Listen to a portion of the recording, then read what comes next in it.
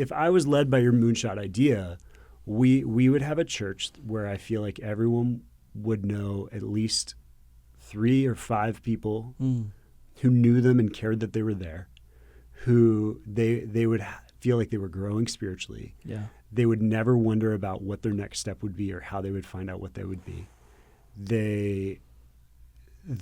It would be 1,000 times easier to invite someone into that experience because it would be so dynamic. That kind of like if I'm led little moment by moment by moment, then I can invite my neighbor into a moment that's right for them. Welcome to Church 3.0, presented by Apollos, a podcast where we explore the nuances of modern Christian culture and the challenges of cultivating community while maintaining impact and relevance in the church. Join Tyler Vance, COO of Apollos, as he talks to church leaders from around the world to gain a deeper understanding of the Christian faith in a modern context. Push boundaries, change lives, create a more hopeful future. Hey, thank you guys for joining us today. We have a great time with Mr. Matt Welty, a pastor, a friend from Crossroads Church in Cincinnati. He has been a front runner in the technology space in the local church of how do we engage people, not just Sundays, but 7 days a week. And so I think you guys are going to have a great time. Matt's also a little behind the scenes, a good friend of mine, or I consider him a good friend. He hasn't reciprocated that saying yet, and so I'm just going to go out on a limb and say that. Define the relationship. Let's put some labels on it. Man, you went there really quick. It feels like you have experience with that. I've been married for 15 years. Okay. Yeah, that's good. Would you tell us what you do at Crossroads? Yeah, so I get the privilege of wearing a number of different hats. So for the last many years, I've gotten the opportunity to sit on our management team or executive leadership team at Crossroads and currently lead a team of teams. So I get to be a part of online church. We call it Crossroads Anywhere in our context. And then I lead our digital ministry solutions team, which is kind of named that on purpose, as odd as that sounds. Our insights team, which is things like analytics and reporting and research, design and marketing. Yeah. Yeah. Very good. How do all of those cross together other than just you? Yeah, so some of it, in particular, digital ministry solutions, insights, design, and marketing are all part of a group we call the Studio. Yeah. And intentionally are a team of teams to serve the rest of the organization. So that team is serving traditional campuses that have a physical footprint. Yeah. They're serving our experience team, which is like our weekend team or worship team for a number of different things, and serving the organization as a whole. So it's a subset of central services that might show up in other churches. Yeah. Central services is a different way to say that. Yeah. One of the things that you guys have done at Crossroads is, and you've personally led through this, I want to give you a little nod of credit, not too much, just a nod of credit. Like, you have been a front runner in the digital space. What is the DNA of Crossroads that gives it that ability to be a front runner? Like, what is the ingredients that make that up? I mean, it's super encouraging, and the affirmation would go to a whole team of people, which is a part of probably in any moments where we've been able to run out ahead. Team is one of those secret sauce ingredients for us. So we have an incredibly permissioning senior pastor who, before he would say he could fully understand something that we might go after, he knew in his gut it was important, and so he would permission people to go after that. So like at that part of the team, all the way to the experts sort of on the ground, so to speak, actually knowing the technical opportunities that we could pursue.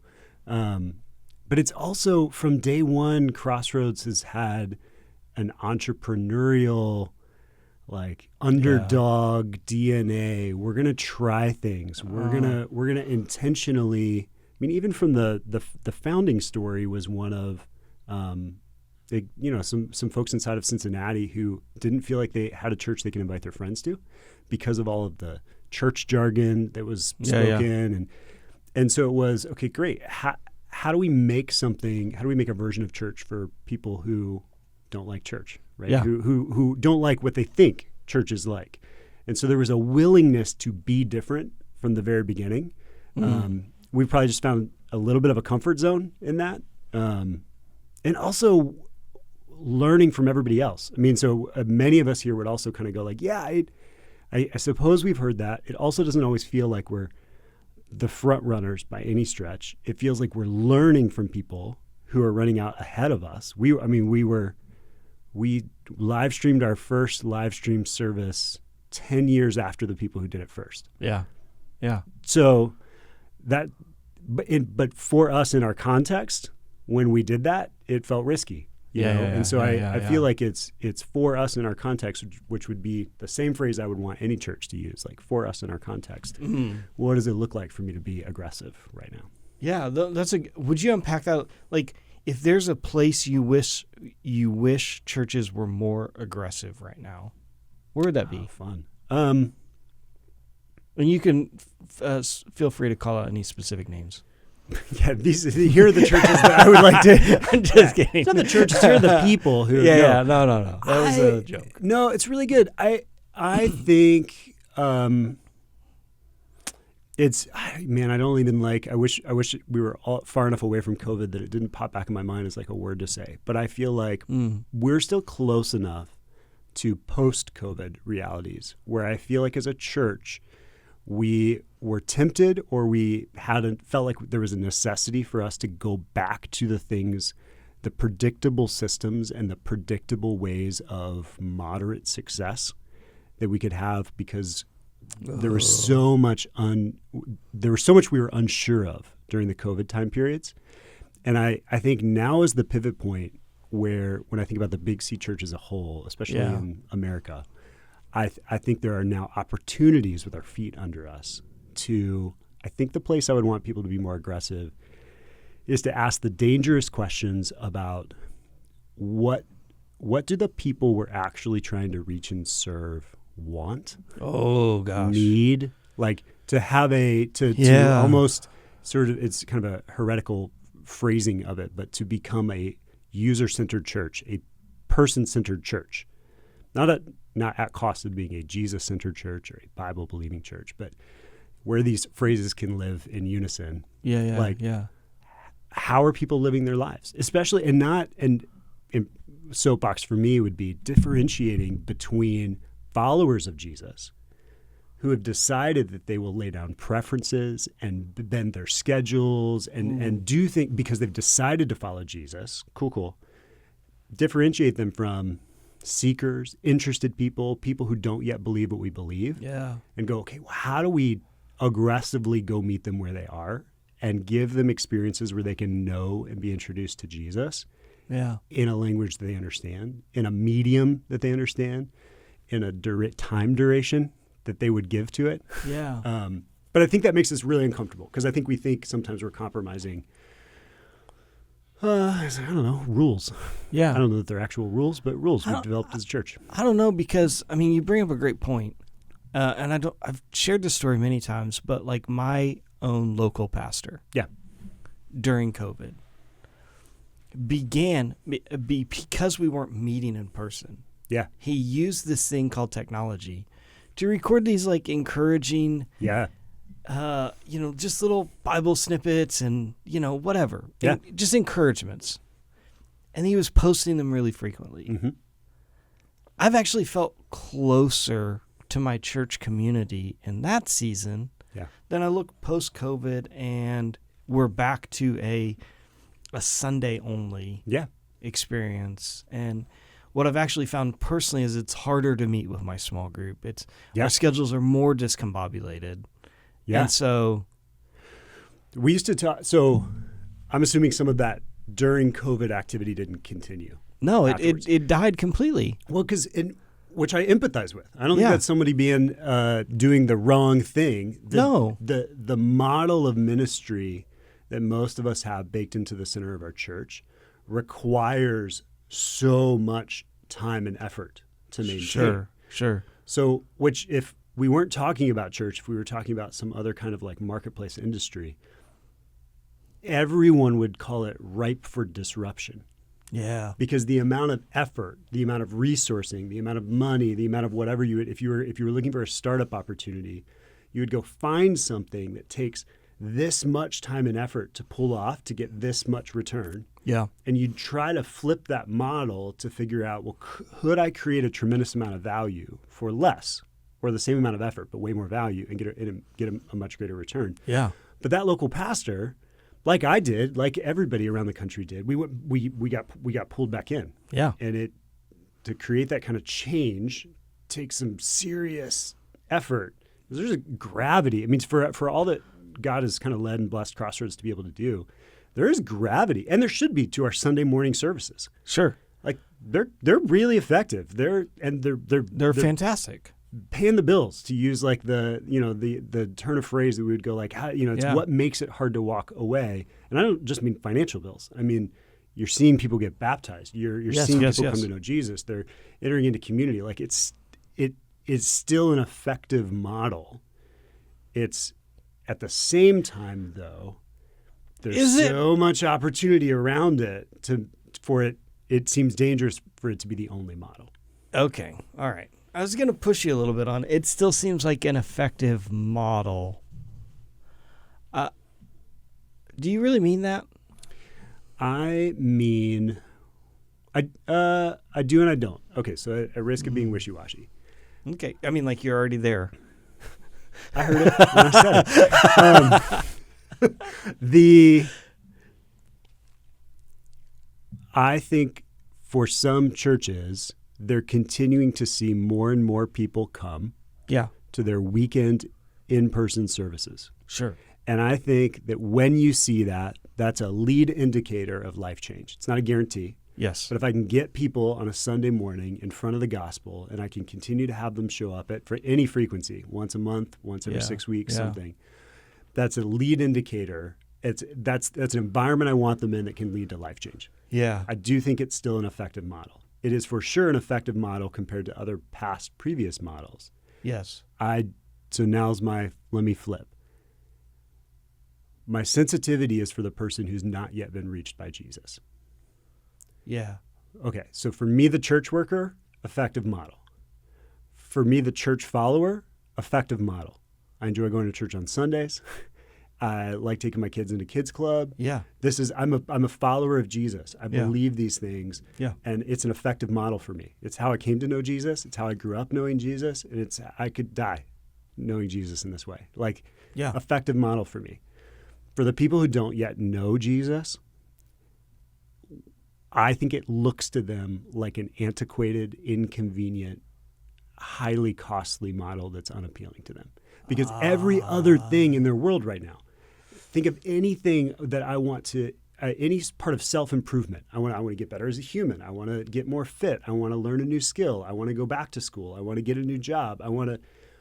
None of these kinds of things operate the same way that the church does now, and instead have all been replaced by, it used to be true. If you wanted to get fit, you need to go into the gym and have a personal trainer and do all of that in person, and that was the way that you did that. Yeah. That was the best way to get fit 20 years ago. It was the best way to go to church 20 years ago. That's still how we're asking people to go to church today. But everyone who wants to get fit is downloading an app, getting a personal trainer at any moment that they want it. Mm-hmm. They're not starting out at a 90-minute workout. They started a habit that was tiny and built on it. They got daily wins. They got feedback on how they were doing. Frankly, they even understood that they were doing the right things. Someone told them they were doing the right things. I think our current model can leave people feeling like, okay, I came to church. Was that good? Am I good? What else am I supposed to do? Dude, and so much of what you just said, I don't want anyone to miss this. You said this happens for Crossroads in the context of an app. Yeah. Yes, for us. I mean, that's clearly the bias that I bring to the table. Yeah. No, we don't have to say any more on that. I just want to like the context there is like not missable for you. You have a lens for how that gets played out. You have a playbook for that. You're not pondering aspirationally. No, I am. Well, there are moments where I ponder Sure. aspirationally because I think we're at the baby stages Yeah. of figuring this out as a Big C church and as Yeah. Crossroads. And yet, yes, we have been blessed to have real experiences where we've put either code into technology to help make this happen, or non-technical solutions. I mean, that's the other thing. This isn't just a digital or physical thing. This is we need to change both of these environments. Yes. And we've tried lots in both of those. And in fairness, I mean, I have spent my adult life growing that model of church. And so I resonate deeply with that. Yeah. But I am old in the should be reached. Oh, Right. Yeah. yeah. Yeah. You and I had similar experience in this, which I think is interesting. We were physical church guys. Yes, still are. Great point. Still are. Yeah.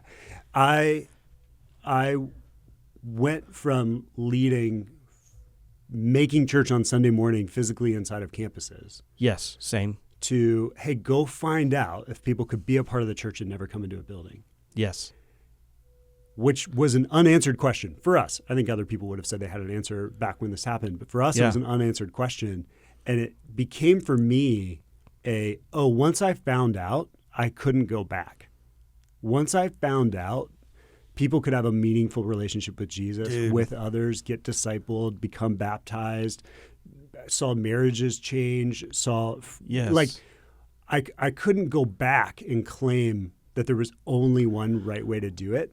But it didn't just change the physical digital side for me. Like I still, I try to tell people, I'm just a church guy. It's everything. And all I found out was that I can't ignore this new way of doing the same mission that we've been running after. I've committed my life to this mission. Yeah. But if you show me how I can do it, sometimes for 10x, 100x the number of people, and in really compelling time frames, I wrestled with it more on an intimate level. Yeah. And actually, this is I've spent the last couple of weeks traveling, and so like a lot of time in airports, and I'm just a guy that uses the Notes app on my phone to just track thoughts.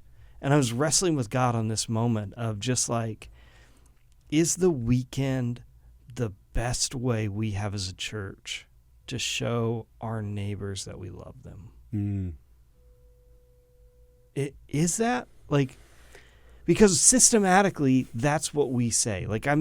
I'm setting, in church and getting a packet of invites because it's, a season of inviting. And it's the best way that I can say to you, I love you, is to invite you to a time-boxed thing that fits my schedule in a place that is really comfortable for me, but uncomfortable for you. And I'm just wrestling with God in this moment because and I go back to it, I have spent my life building the model. I've never thought about it that way in this moment, and I'd usually like to think about things longer. What else can we unpack here? I don't think that's the best way to communicate to your neighbor that you love them. I do think it's a pretty effective way for us as church leaders to help people find out if they love their neighbor. Ooh. That might be more about your and my heart. Yeah. I have an opportunity to invite, which requires risk. Yeah. It requires vulnerability. It's a weird thing today for 99.9% of us to do any kind of invitation to someone who's not a part of our church into our church. Yeah. That might say more about my heart and my willingness to sacrifice on behalf of my neighbor. Yeah. So, but the best way to love my neighbor, so it might show that I love my neighbor. Most people don't do it. But the best way to love my neighbor might have nothing to do with inviting them to the Christmas Eve service. It could, but you're right. Yeah. And I don't want to I don't want to pile everything onto that, right? Because obviously as Christians, I have a neighbor I sit in my front driveway with, and we process his church hurt in my driveway. It's pretty loving. He's not coming to the building yet, right? My way to love him is, in that moment. And I think we just need to be vulnerable to those experiences as Christians in our lives, especially in the environment that we live in today. 100%. And thinking about Vulnerable. What was that phrase you just used? Sensitive to where people are in their lives. Yeah. I don't. It's tough to do that consistently well when I think the built-in inertia of all of our organizations is to just become an organization of programs that keep rolling into the next ministry year. And like January is going to be group season. Yeah. Whether or not it's group season Yeah. in anyone's life or not, I'm not sure. And so I think we have to actively, it's a collection of really good things. I make all the things. I run the schedule for the things. I'm pro all the things. Yeah. But you have to put checks in place to go, is this the most helpful way, most loving, most personal way that we could serve the problem that the real person has? Because the real person isn't maybe saying, gosh, I'm looking for a small group Bible study. They're tackling loneliness. Yes. And usually don't want to admit it. Yeah. So is my small group program. And asking a lonely person to show up to a group of people that they don't know. Right. Is that the best avenue when we have the ability in our digital lives and digital worlds to invite them into community spaces that they're familiar and comfortable with and expressions like that? Right. One of the things you and I have unpacked before is the generational leadership of what is technology in local churches. I'm going to quote you, whether he wants to be quoted or not on this. That is a generation from the 1990s of leadership in the church. Now, I might have butchered that. I'll give you the chance to correct that a little bit. But like, we're leading from a technology perspective of the 1990s in the local church, not from our current stage, and certainly not many people leaning into future, even though I think a lot of people would not self-assess themselves like that. No, which is the challenge of self-leadership. Sure. Right? I mean, so I can tell myself in that same way. Like I have to, even in a shortened timeline of that, I have to make sure I'm not trying to lead the same way post-COVID as I did pre-COVID. Yeah. That I'm not the same leader and leadership style from when I started to work as to what I'm doing now. Or if I get a new team or challenge or there's a new, great leaders have to adapt, period. My comment about the 1990s was this. I do think it's true. I think it's tough when you have been asked to create value through technology a very particular way for a long time. Yeah, it's really difficult to shift that value model, even in your own leadership, and create value in a new way. And so I do think the role of technology, the value that it creates inside the church is changing, has changed, and is changing dramatically and faster than anyone can imagine. Technology in the church world a long time ago, decades, not a really long time ago, was to serve ministries and events and programs. And the programs were the real value creators. Right? They created the environments and the opportunities and the moments where people could come to know Jesus or be discipled. That's or join interesting. Yeah. It was a service model. Yeah. IT as a service to the organization. And the shift that's happening all around the church, and the church can choose to participate in this cultural shift or not, is that the way that all of the other companies in our life that we interact with create value is now technology is at the center of how value is created. And so I think about that at Crossroads and go, okay, how do we move technology teams to the center, from the back seat to the front seat? They're a frontline ministry. Yes. Right? Yes. There's nothing in between them and their ability to do ministry. So we talk about an app, or we talk about a website, or we talk about there's no, we're not delivering articles about abortion or how to pray or what does the Bible say about women, or can Christians do yoga, or how does the Taylor Swift tour connect to the Gospels, or which are all articles that we were pushing out. We don't push them out through our physical sites. There's no middle. But that's the old way. That's the old way. We now need to figure out how to push technology to a frontline ministry team. Well, and you guys are using technology. I mean, Apollos, we say 7 days, not just Sundays. Yeah. Right? Like that's a tagline. But it really is a heartbeat for us. And you guys are pushing into that. Like, how do we use this thing? Yeah. How do we redeem this thing that is in everyone's hands? Right. Well, And use it for a way to, instead of degrade their life, which every study out there, talks about we haven't gained anything, substantial as far as emotional health or things like that, right? But like, how do we use this thing? Right. That.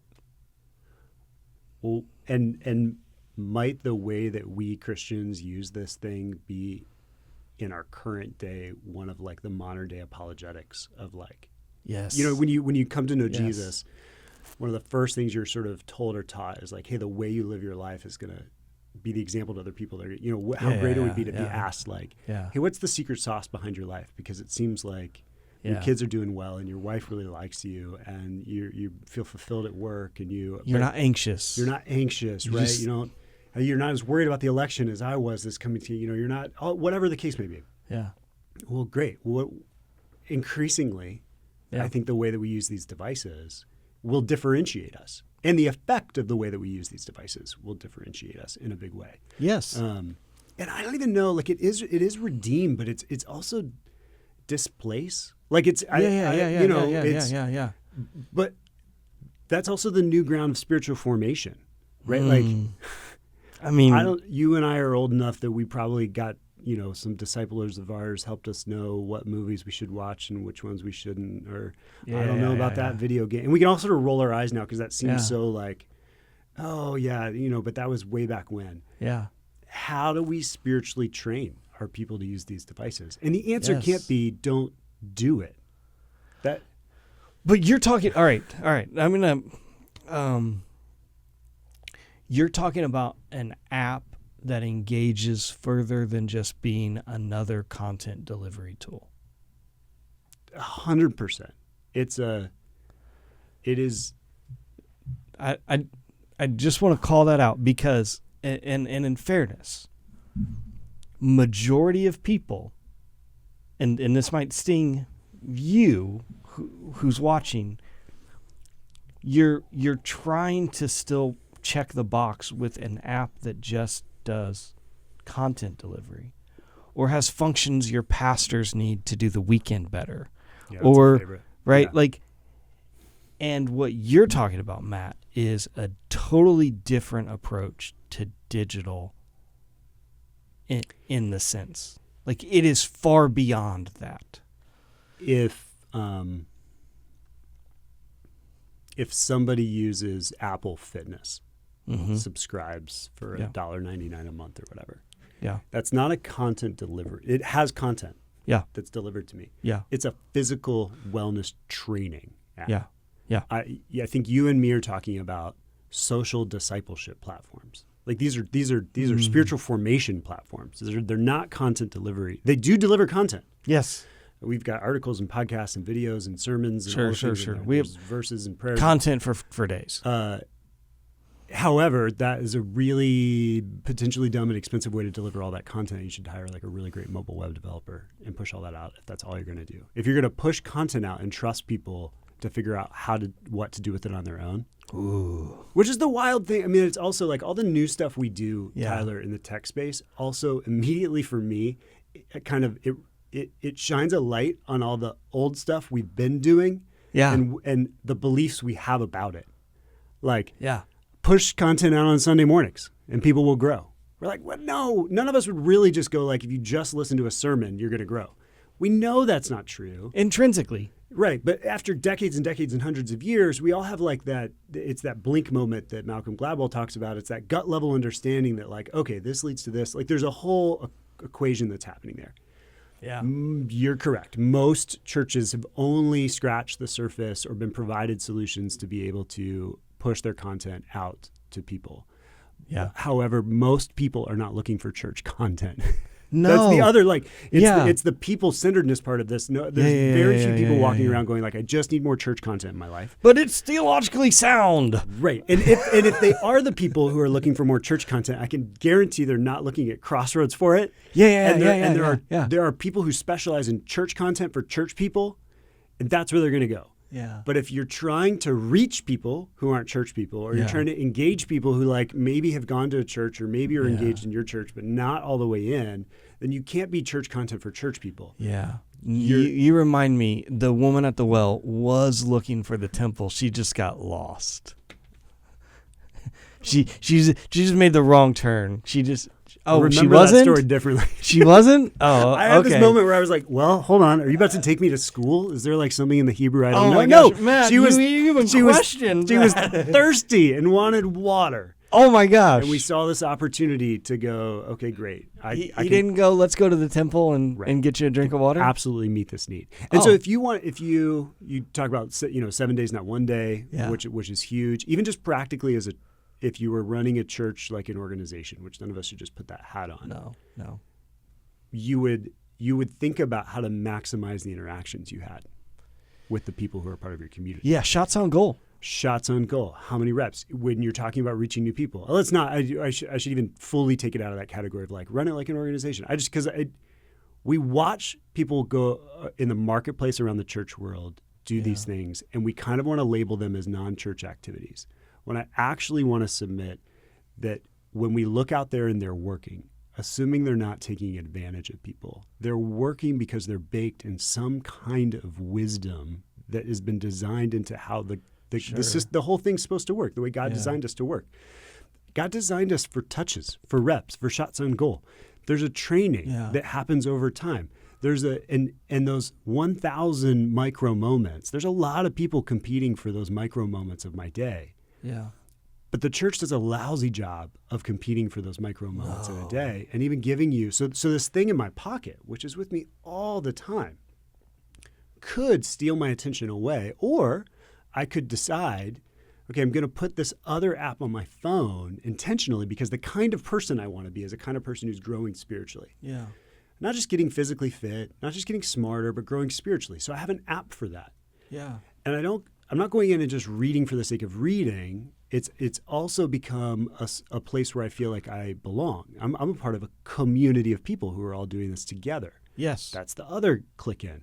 I can actually contribute to this community. Like you can start all of that, rounding all of this out, and you really do give people expressions of the church all throughout their day, wherever they're at. And it doesn't mean that they don't come in to your building for really big expressions of your church. Sure. But I think even personally, like I look at it, I long for it as an additive experience. Yeah. Once I've had it, I want it to be there, and not to replace or displace, but as an additive experience. Yeah. However, if I don't have that, I'll go find it. Yeah. Right? Something else is competing to give you that dopamine hit or to make you feel like you're all right. Well, I actually don't want the dopamine hit. I want the longing of community. Oh, right. Which makes it increasingly harder to be in because my kids are, teenagers and our schedules are chaos. And it just so happens that I'm going through life with people that they have kids that are teenagers. Yeah. And the only solve for community in the local church is ignore everything that is true about your life and go sit in a circle together for a couple hours every week. 100%. I have 3 kids, 10 and under. My what causes that? Church small group. Yeah, it's great. Okay. We have fought to carve out the ability to get together with 2 other couples and all their kids once a week for probably the last 10 years. Yeah. And despite that being true, which is really hard to do. It is incredibly hard to do. The majority of the way that we stay connected is in a group text thread. You better believe it. And to not acknowledge that as a church and try to create communal environments for people where, like, to go, you hit on it earlier of how do I come in and find community? Like even the dating thing, like when we were talking about loneliness. Yeah. Always struck me as, yes, some people go to speed dating events, right? Sure. Cool. I've heard of them. This is, yeah, it's okay.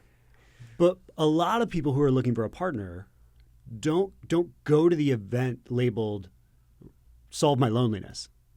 They go to a class on cooking. They go to a charity event, happy hour. Where there's a commonality that we have. It's not community from the start. People are not best friends magically when they show up. No. They assume a commonality though, and we've created the environment where they can actually get to know each other and become And I need friends. the opportunity to do that asynchronously. Totally. Because the largest alarm and the largest fear, the largest barrier, and I'm even watching this in my own kid's life, is they live in an overcommitted environment. Yeah. Right? Even though we protect them from that as parents, right? Like everything and everyone around them is overcommitted. Mm-hmm. So to commit to a time or a thing is the most significant ask you could actually do with them. 100%. And so to form that asynchronously to where I don't have to, I can be a part of it at my own cadence. Yeah. Is phenomenal. That's phenomenal for you and I who committed our life to following Jesus and are fighting our schedules to create time for that, to do that. I say that because I just want to like ramp up that idea that it's so easy for us to forget about the real lives of the people we're trying to reach who don't yet believe what we believe. How much harder is it for that person? And so you and I have talked about cohorts before, or this asynchronous community idea of, okay, cool. Well, but my coworker does or seems like they would be interested. They just had a kid. They seem like they could be interested in this dad's group that happens asynchronously online, all the kind of stuff. I'm doing it too. Let's jump in here. And yes, it's content delivery, but it's not because it's training. It's asynchronous, but it's not alone because it's communal, and it sets the stage for a next step. And instead, generally, we're asking that person to totally reconfigure their life before they believe what we believe. You said this, and this is a moonshot answer. Cool. Okay, I just want to preface that, but I think it is worth asking and challenging ourselves. Okay. You said for the last 10 years, your group has functioned in a group text. Yeah. What would be true about your group if in the next 10 years your church interjected and guided you spiritually in that environment?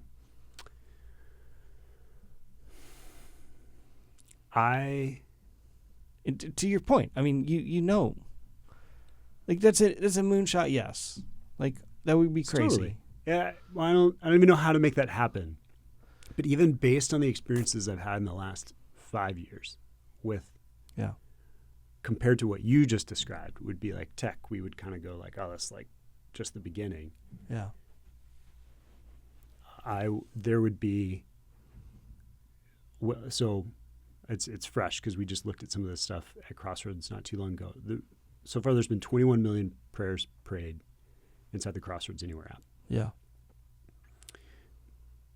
I guarantee that's 100 times the amount of praying for each other our community has done prior to the existence of that app.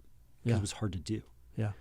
So if I'm getting guided by, I forget the numbers. They're wild and crazy, but we raise the water line in our community of people actually caring and praying for each other. We raise the water line in our community of people reading scripture and being shaped by the word of God. It's an oversimplification, and it's not to say like that comes from the number of touches we get. Like if I go to the gym once a month for 4 hours, I'm going to have a very different result than if I work out every day for 10 minutes. What? And the everyday one is better, right? So it's that if I was led by your moonshot idea, we would have a church where I feel like everyone would know at least 3 or 5 people who knew them and cared that they were there, who they would feel like they were growing spiritually. Yeah. They would never wonder about what their next step would be or how they would find out what they would be. It would be 1,000 times easier to invite someone into that experience because it would be so dynamic. That kind of like if I'm led little moment by moment by moment, then I can invite my neighbor into a moment that's right for them versus I've only really got 3 options. It's going to be Easter, the weekend after. I mean, even as you unpack that, the one thing we didn't talk about is like just the value investment. And Crossroads has put a lot of investment and value in digital spaces. Sure. Right. Yeah. But the value equation totally gets changed, right? If this is paying for a service to deliver content that many other things could deliver content for. Yeah. And I love, once again, I'm going to just throw out the shots. Like, I love the idea that, like, if you drop content on an app in the year in which we live, that people will just magically go to it because you have put your content there. No.